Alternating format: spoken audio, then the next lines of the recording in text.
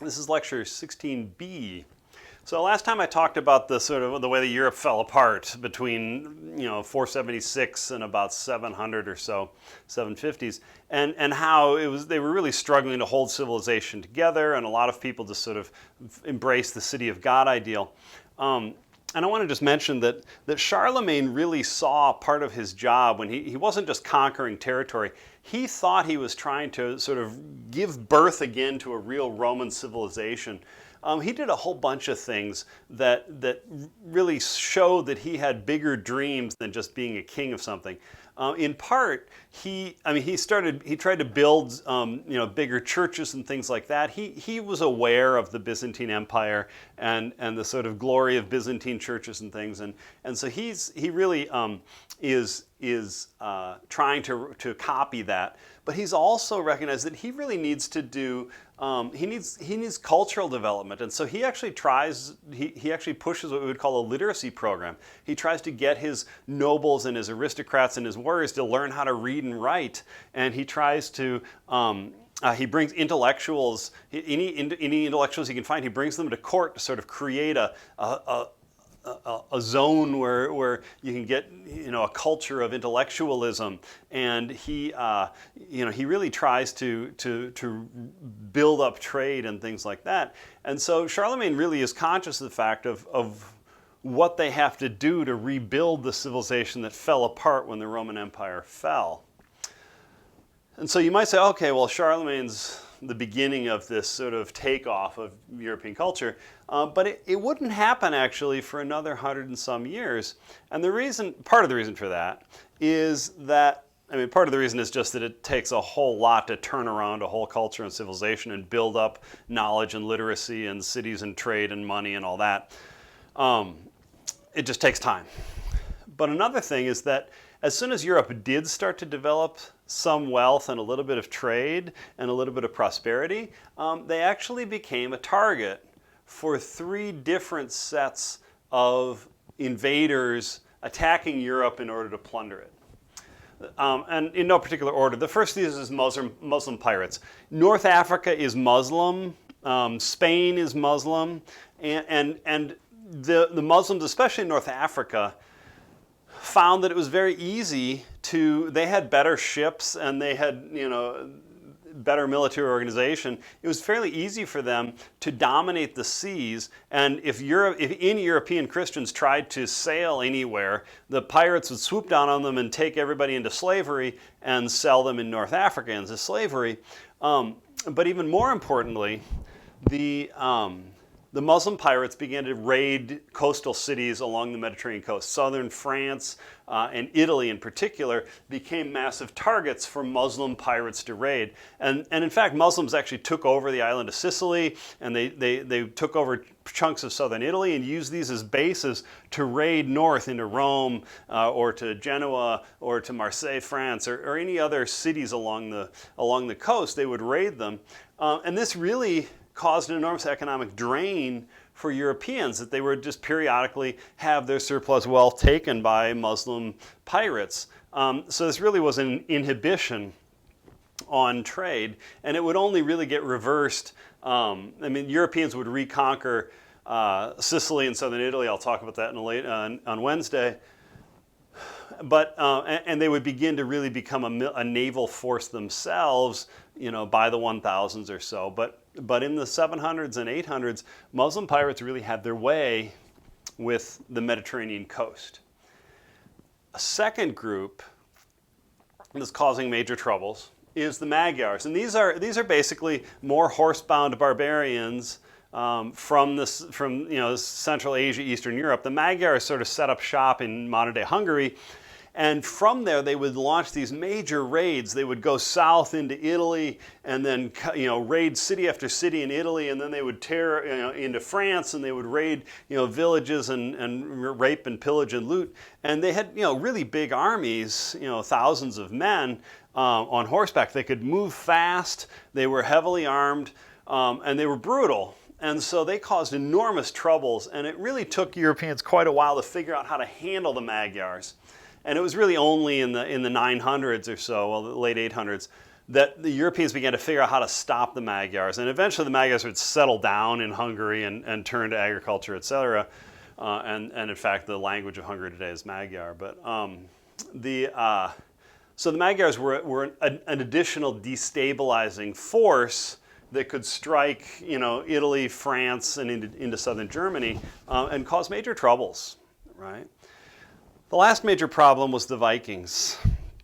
Now, the Vikings basically are, for the most part, from Scandinavia, although there's increasing genetic evidence that a significant number of Vikings were actually, the Vikings were actually drawing people from much farther afield. They weren't just a bunch of Scandinavians, blonde-haired, blue-eyed. They actually had a lot of DNA that showed that there were Vikings who were actually coming up through Russia from the Byzantine Empire, from Eastern Europe, etc. So there's a lot more. The Vikings are a lot more mixed than we think of. We think of them just as Norwegians or Danes or something. They weren't. But in any case, the Vikings were raiders, ocean-going raiders, kind of like the Muslim pirates, who came out of Scandinavia beginning in the late 700s, and they really, there's a number of things going on here. One is that Scandinavia seems to possibly have had a bit of a population boom, maybe related to climate change, we don't know. And also that Scandinavia had established a couple of more stable kingdoms. And what this did was actually it drove a whole bunch of, for a long time Scandinavia had lots of fighting between little minor kingdoms and war leaders and stuff, and this meant that it supported a whole lot of warriors.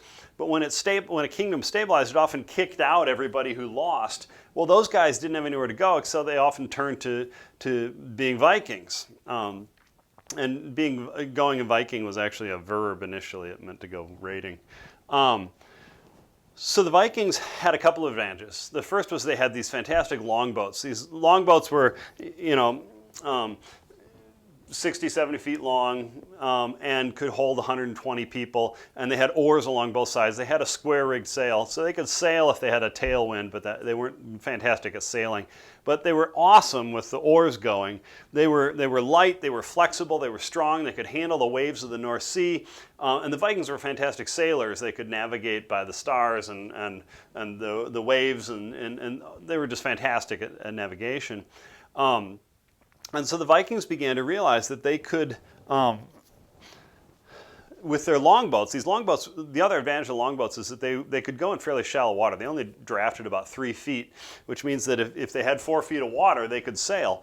And that meant that they could sail, and with the oars, they could sail up rivers, right? And so the Vikings realized that these longboats were fast. They could go in shallow water. They could carry 120 men.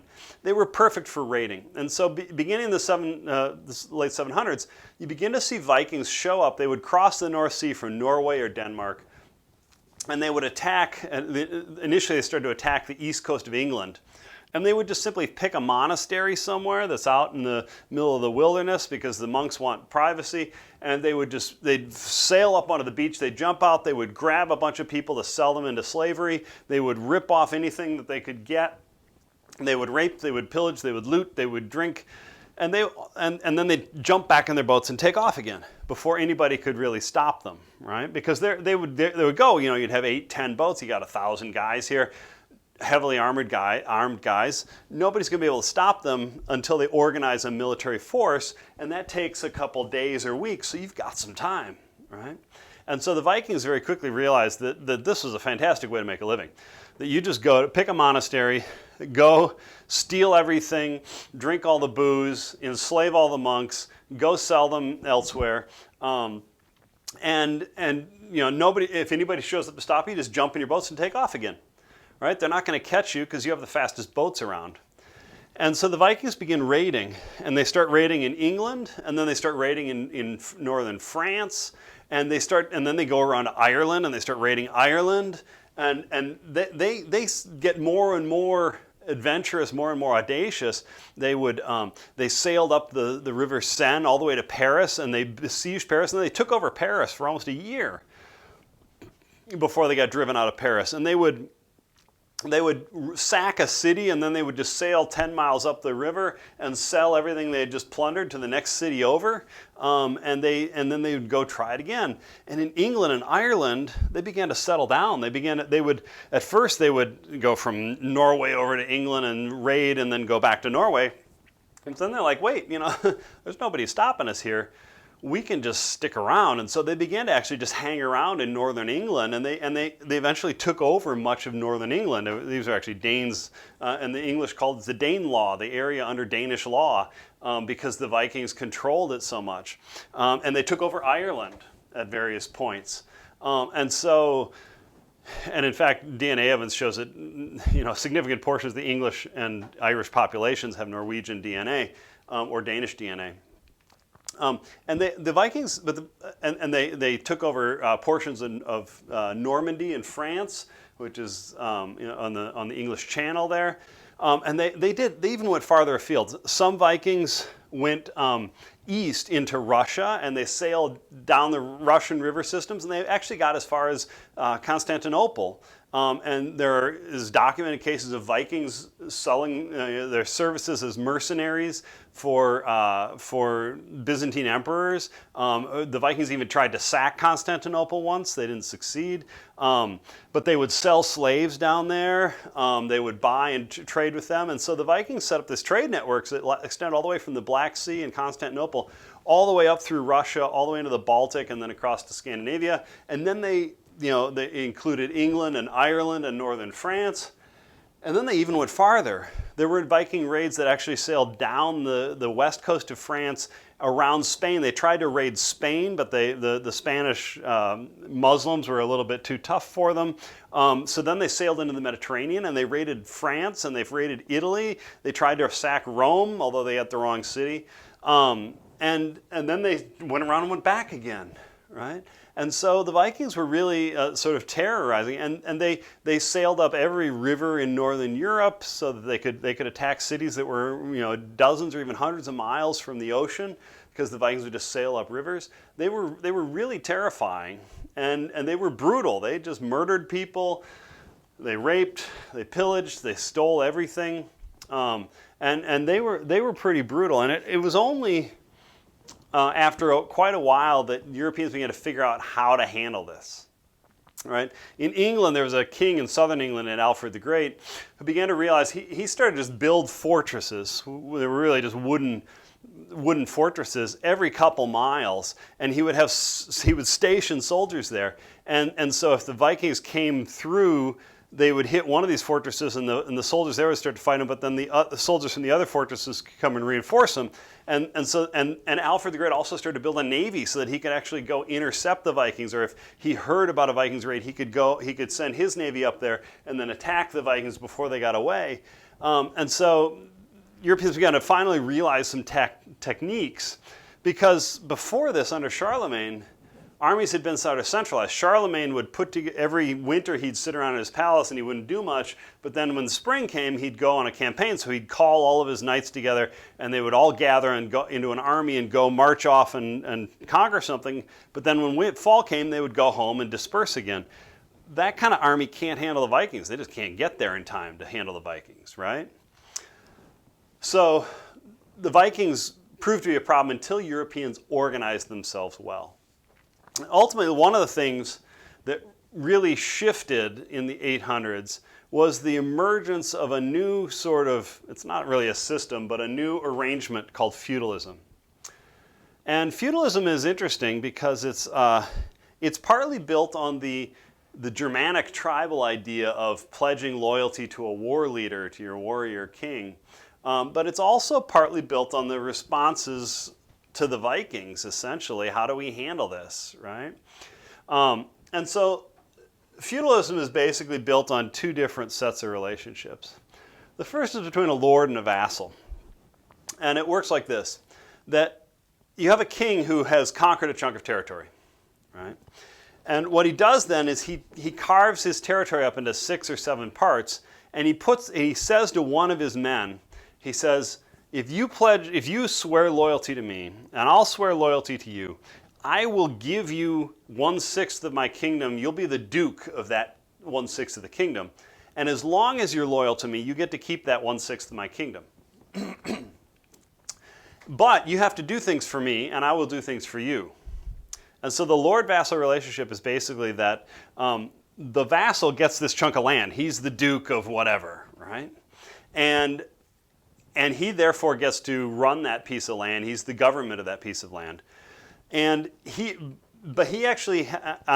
count on if the army invades his piece of land and it's too big for him to handle, he can call on the king and say, hey, help me with this, and the king will send more soldiers to help him.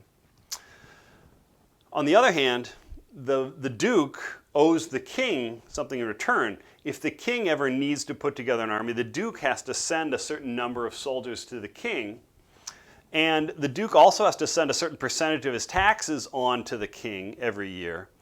And the duke has to be loyal to the king. And so basically it's a sort of a trade of land for loyalty and tax money, right? But the lord-vassal relationship is really a personal relationship.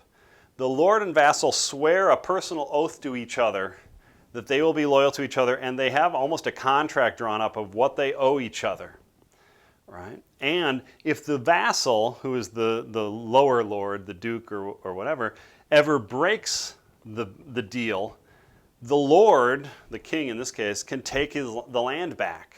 He can declare him a contumacious vassal and say he has given up his claim to that land. Now, the land itself is called a fief.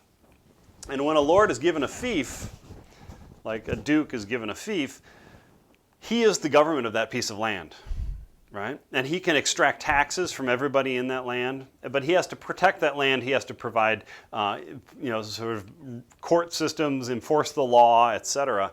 And he has to protect it from groups like the Vikings, etc. And so what lords would do is they would often, a duke who has been given maybe 1/6 of the kingdom, he would then turn around and break up his duchy into 6 or 7 parts and give each of those to a vassal of his, someone who swears personal allegiance to him. And that person would be a viscount or a marquis or something like that. And so the duke would have his own vassals, and with the same sorts of relationships that the duke has with the king, his lord. And then those viscounts and marquis and whatever would in turn break up their little chunk of territory and hand it out to vassals who themselves would have that sort of allegiance and oath with the marquis or the viscount. Until you finally get down at the bottom of this, you have chatelains or seigneurs who are the bottom of the noble pile. And they basically control a castle and a little tiny chunk of territory. And they're supposed to protect that. But here's the key for stopping the Vikings and whatever. In feudalism, this vassal at the bottom of the chain, he's got to have a castle to protect his territory, and he's got to keep a certain number of hired knights around him. But they are so spread out, they're everywhere, they're stationed everywhere. And so they are ready to stop the Vikings, and they can send for help while they hold off the Vikings if the Vikings show up. And eventually this becomes a really good system for defending all of the territory. Now, the other key part of this is that the vassals are always making their money. They're not getting paid to protect the land by the person above them. They're actually taxing the people below them to make the money to protect their chunk of land. And so a seigneur, he builds his castle by taxing the peasants around him, and they all give him enough money that he can build a castle and hire knights, etc., to protect them. All right? So that's the idea of the feudal system.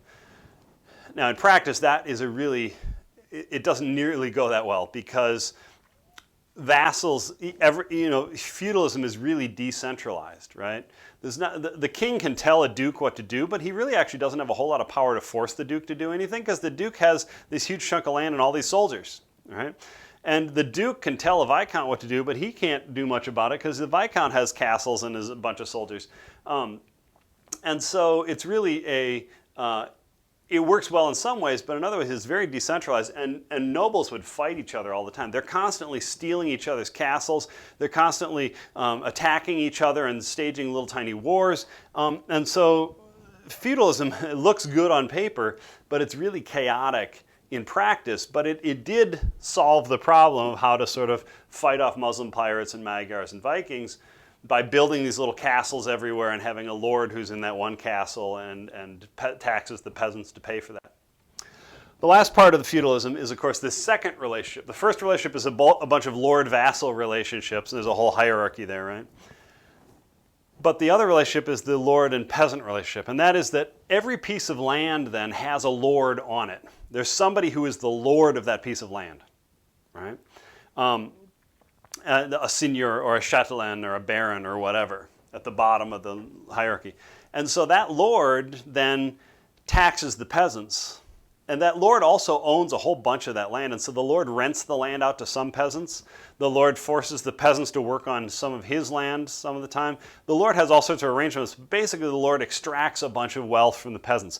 The peasants are constantly doing all this work, and the lord is saying, I get 20% of your harvest, and I get 20% of the fish you catch, and I get 20% of the wine you make, and I get 20% of the, whatever, the firewood you take out of the forest. So the lord gets a cut of everything, right?